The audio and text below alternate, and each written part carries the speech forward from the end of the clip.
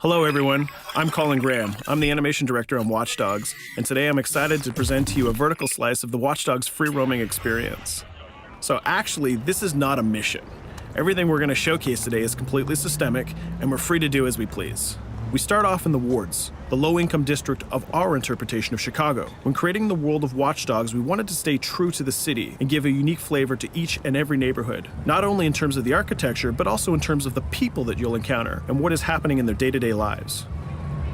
In the wards, you'll see working-class citizens, rusty cars, gang members, abandoned houses, and low-grade pawn shops. It's really not the kind of place that you're going to want to be alone after dark. Nowadays, modern cities are increasingly managed by software, controlling traffic lights, electricity grids, and surveillance systems. In our version of Chicago, this management software is called CTOS, or the Central Operating System. The CTOS controls everything in the city, and it was created by the Bloom Corporation. Since the CTOS has been installed in Chicago, people get to work faster, the crime rate is dropped, and the communication networks are now more accessible and stable than they ever were before. It goes without saying that if everything is connected, somebody able to take over the system would be extremely powerful. At this point in the game, we don't have control over this district's CTOS system. The icons that you see over people's head mean that we cannot hack into their mobile devices at the moment. We need to find the CTOS control center, install a backdoor virus into the system to take control over all of the infrastructure in this district. There it is, the CTOS control center.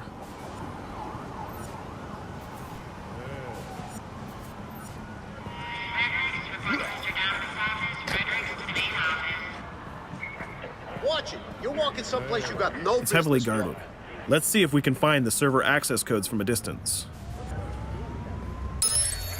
With cameras, we can explore restricted areas without being spotted, tag different guards, and access details on their lives. What the hell is she doing with that weasel motherfucker? It seems that Bloom employees all have a sort of shady past. There it is, the access code to the server room. Unfortunately, we can't access the server via the cameras. We need to sneak inside. One thing that was really important to us when we designed Watch Dogs was to fully support different player styles. Every situation in the game can be tackled the way the player sees fit. In this situation, we can go all out guns blazing, completely stealth without the guards ever seeing us, or we can hack from a distance without ever setting foot inside the restricted area. Let's hack this forklift. Aiden can use the environment to distract and lure guards. Pretty much anything you hack has multiple functions. So, for example, you could use this forklift to access the roof, or you could use it to create cover. Hacking in Watch Dogs is all about player expression. Let's set an improvised explosive device so we can hack it a little bit later.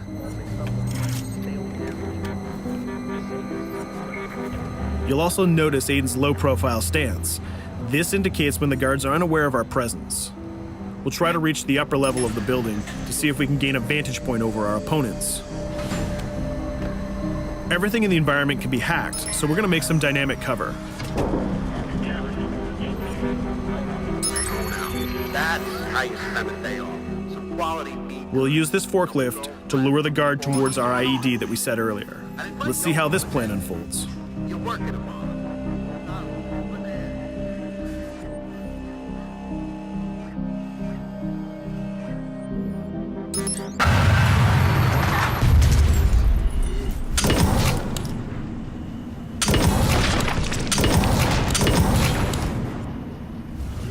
What you just saw is called focus. It represents Aiden's analysis capabilities and his quick reflexes. This gives the player more time to combine core game mechanics together, such as shooting, hacking, and driving, in order to handle more complicated situations.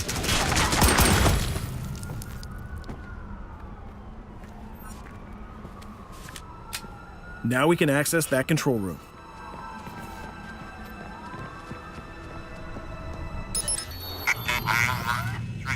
Drop 2, 5.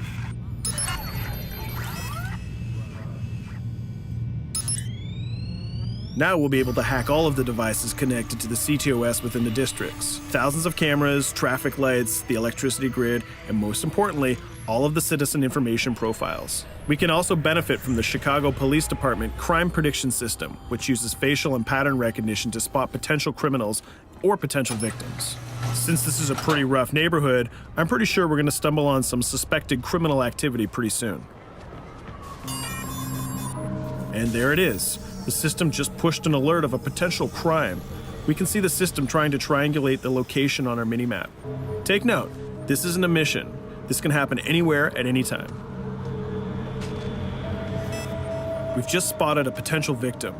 It's always up to the player if he wants to investigate or not, to take action or not.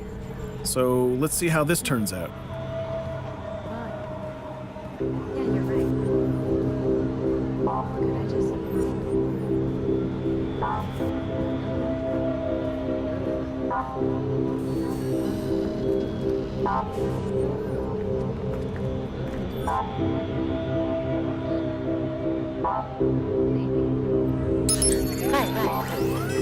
You think you're leaving me? Huh? Jesus, I told you to stay away from me! You belong to me now. Get it? You better leave or I'll call the cops! I'll fucking kill you, goddammit. Get off! Yo! That was close. Good thing that we intervened. We managed to prevent the crime, but we triggered a chase. From here, the criminal's behavior is unpredictable. He can try to get away, shoot back at us, surrender, or call for backup.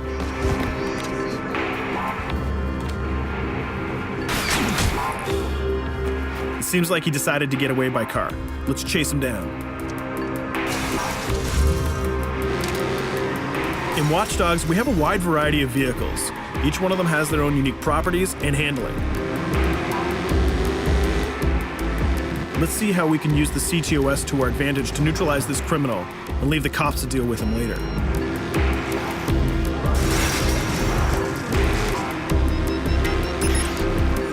The chase stops right here. Using the blockers usually reserved for the cops during interventions, we managed to stop this criminal without killing him. This gives us a reputation bonus. This system is at the core of the Watch Dogs experience. Depending on how we handle different situations in the game, the media and the citizens will have a different perception of our hero, whether he is a true vigilante or a reckless criminal. This will have repercussions throughout the game. Now, let's head for the Loop, the historical district of Chicago, where you're going to find the most iconic buildings in the city.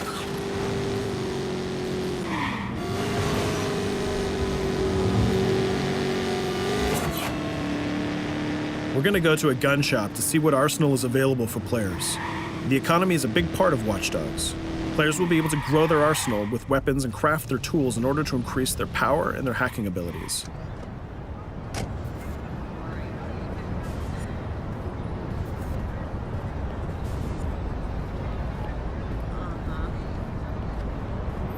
No, it's okay.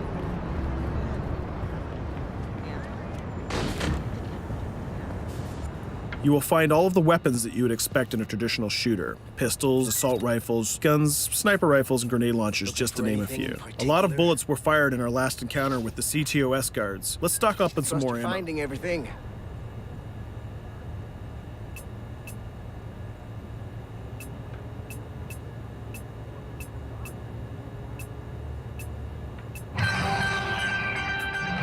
As we mentioned earlier, the media keep track of your actions and the citizens are going to react according to the perception that they have of you. Here, the media is reporting a crime in which you are the #1 suspect. The gun shop owner recognized you and decided to trigger a silent alarm to notify the police. Copy that. Possible one suspect presumed armed and dangerous. Police are now trying to locate the source of the threat using the surveillance system in the city, represented by the yellow circles on the minimap. Come in, PH3.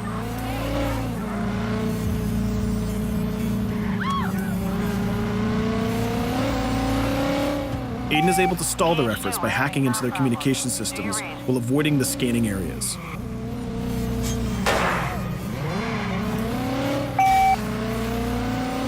PH units, do you copy? Repeat, squad to all PH units.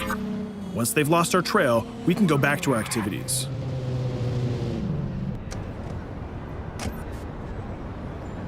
One thing that Bloom did to win over the population of Chicago with the CTOS project was to install free Wi-Fi hotspots throughout the city.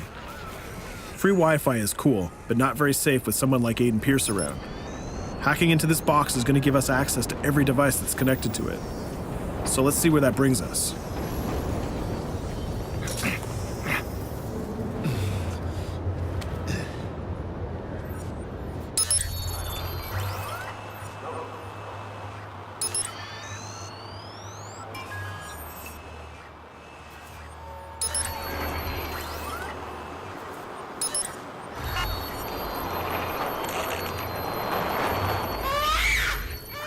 We just hacked into the webcam of a laptop. It seems that we're in the apartment of a mother and we can hear her baby crying in the background.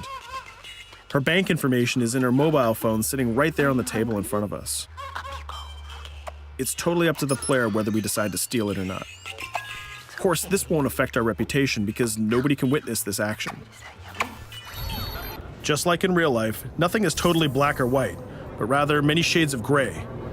This is exactly the situation where we want the player to question his own morality.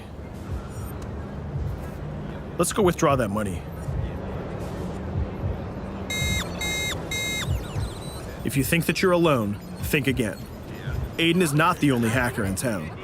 Someone's trying to install a backdoor virus on Aiden's phone in order to steal a portion of the information that he's gathered through the game so far. First, we're gonna have to reach the area where the signal is coming from.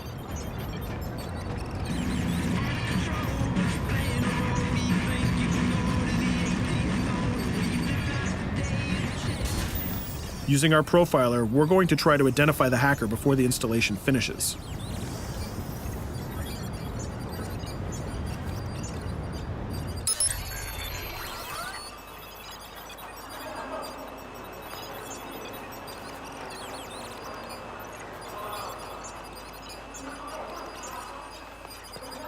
There he is.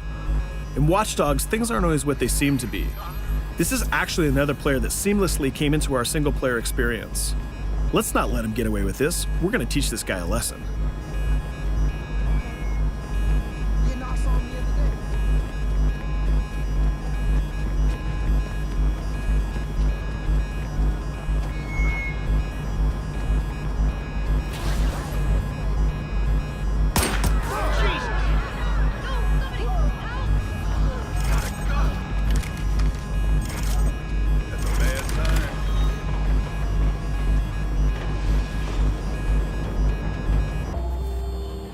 We stopped the hack, but the hacker managed to get away. I don't know about you, but we can't let this pass by. We need to retaliate.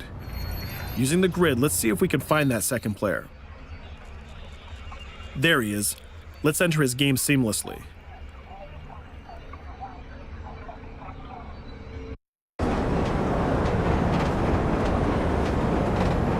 The second player is not yet aware of our presence. If we act carefully, he might think that we're one of the many NPCs in the city.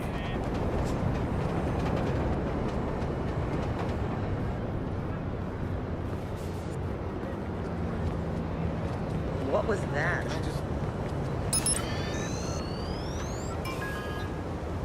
So let's find a place to hide and start hacking. What's going on?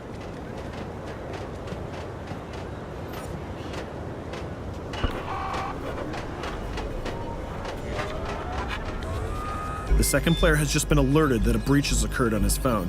He's trying to find us using his profiler.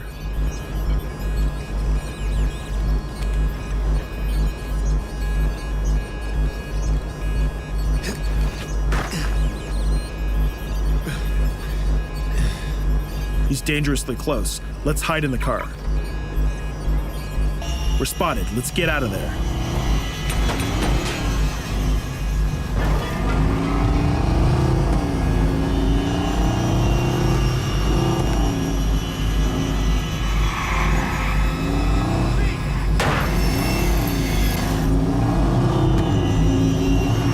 Let's set up an ambush right here.